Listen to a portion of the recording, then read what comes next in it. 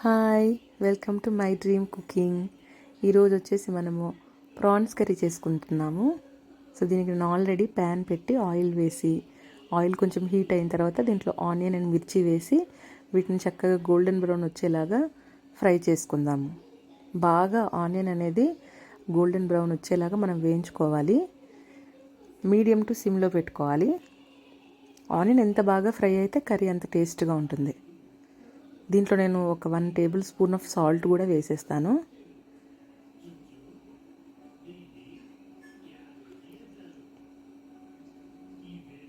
Wait చేద్దాం onion మంచిగా fry అయ్యే వరకు.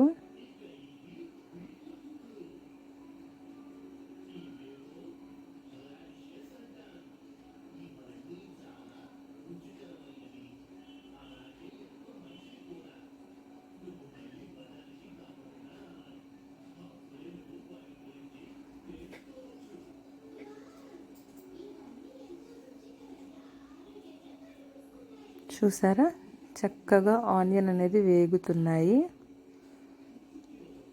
నేను చెప్పినట్టుగా already 1 table spoon of salt కూడా వేసేసాను. సో చక్కగా ఫ్రై అయిన తర్వాత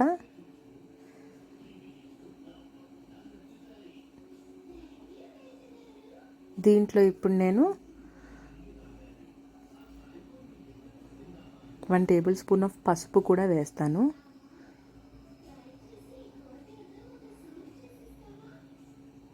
ఇంకా బాగా ఫ్రై అవ్వాలి. సో పసుపు 1 టేబుల్ స్పూన్ వేసి చక్కగా కలుపుకొని మళ్ళీ మూత పెట్టి మళ్ళీ ఒకసారి మగ్గించుకుంటాను.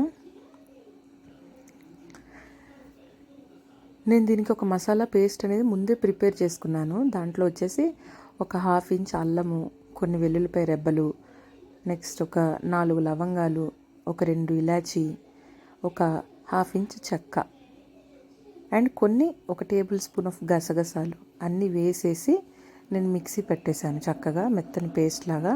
అలాగే ఒక చిన్న టొమాటో కూడా వేసుకోవచ్చు ఇష్టపడేవాళ్ళు. నేనైతే వేసాను ఒక చిన్న టమాటా కూడా వేసి వాటిని మంచిగా పేస్ట్ చేసేసాను. ఆనియన్ ఫ్రై అయిపోయింది కదా, సో ఆనియన్ ఫ్రై అయిపోయిన దాంట్లో ఇప్పుడు ఆ పేస్ట్ కూడా వేసి చక్కగా ఫ్రై చేస్తా. ఎందుకంటే అన్ని పచ్చివే కాబట్టి కొంచెం ఫ్రై అయితే టేస్ట్గా ఉంటుంది, పచ్చివాసన పోయి. చూసారా, పేస్ట్ చేసుకున్నాను మిక్సీలో నేను ఆల్రెడీ. సో ఈ పేస్ట్ కూడా వేసి చక్కగా ఫ్రై చేస్తాను కాసేపు. హార్డ్లీ ఒక 2-3 మినిట్స్ సరిపోతుంది, పెద్ద ఎక్కువ టైం పట్టదు. ప్రాన్స్ కూడా చాలా తొందరగా కుక్ అయిపోతాయి, ఫిష్ లాగే సేమ్. మనము ఎక్కువసేపు కుక్ చేయాల్సిన అవసరం ఉండదు. ప్రాన్స్ని కూడా నేను మంచిగా క్లీన్ చేసేసా. ఉప్పు, పసుపు, వీలైతే కొంచెం నిమ్మకాయ పిండుకొని మంచిగా వాష్ చేసుకొని ఒక 2-3 సార్లు పక్కన పెట్టేసుకోండి. ఇంకా అసలు కొంచెం కూడా స్మెల్ రావన్నమాట. చూసారా, చక్కగా ఆయిల్ సపరేట్ అవుతుంది. అదిగోండి, ప్రాన్స్ని క్లీన్ చేసేసి నేను వెయిన్స్ కూడా తీసేసాను, ఎందుకంటే అవి బాగుండవు కాబట్టి.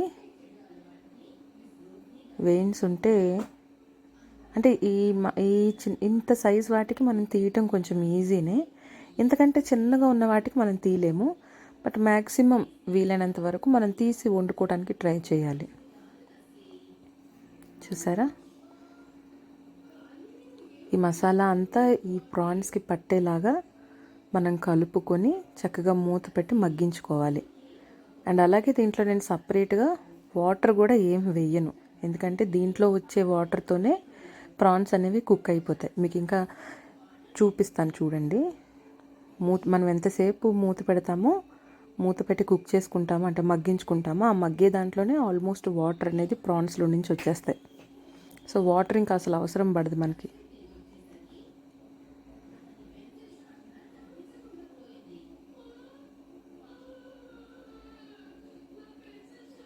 నేను జస్ట్ సాల్ట్ మాత్రమే వేసాను, అయినా కర్రీ చూసారా ఎంత మంచి కలర్లో ఉందో.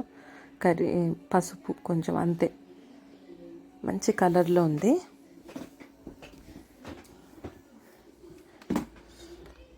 అదిగోండి, వాటర్ చూసారా ఎంత బాగా ఊరిందో.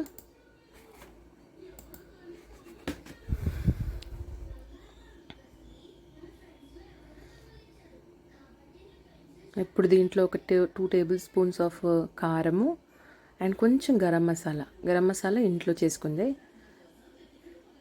ఒక 1/2 టేబుల్ స్పూన్ గరం మసాలా. ఉప్పు కూడా నేను చెక్ చేసుకున్నాను, సో దానికి తగ్గట్టుగా ఇంకా కొంచెం వేస్తాను ఉప్పు, అంతే.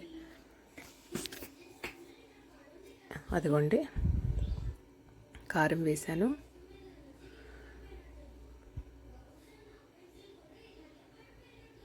గరం మసాలా జస్ట్ ఒక చిన్న స్పూను అంతే.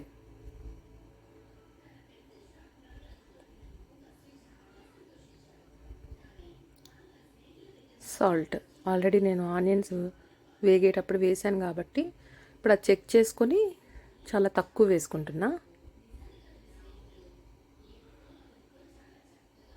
చూసారా?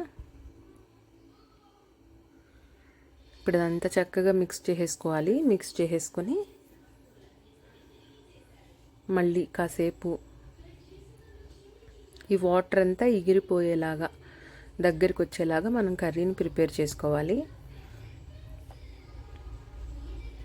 మనకి ఏ సీ ఫుడ్ అయినా కూడా ఇలా పులుసులు కంటే కూడా ఇలా ఇగుర్లు అనేవి చాలా టేస్ట్గా అనిపిస్తాయి. నార్మల్గా మాకు పర్సనల్గా అలాగా. చేపల పులుసు అలాంటివి బాగానే ఉంటాయి, కానీ ఇలాంటివి ఏవైనా ఇలాంటి షెల్స్ ఉండే ఏవైనా కూడా ఇలా ఇగుర్లు చేసుకుంటే చాలా టేస్ట్గా అనిపిస్తాయి. ఒక్కొక్క కర్రీలో ఒక్కొక్క టేస్ట్ అండ్ ఏరియాని బట్టి కూడా చాలా డిఫరెంట్గా వండుకుంటారు అందరూ. East, west, Telangana.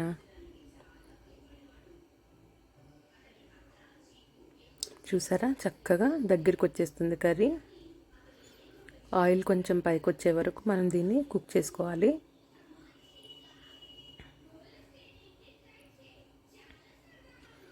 చూసారా? ఆయిల్ సపరేట్ అవటం స్టార్ట్ అయింది.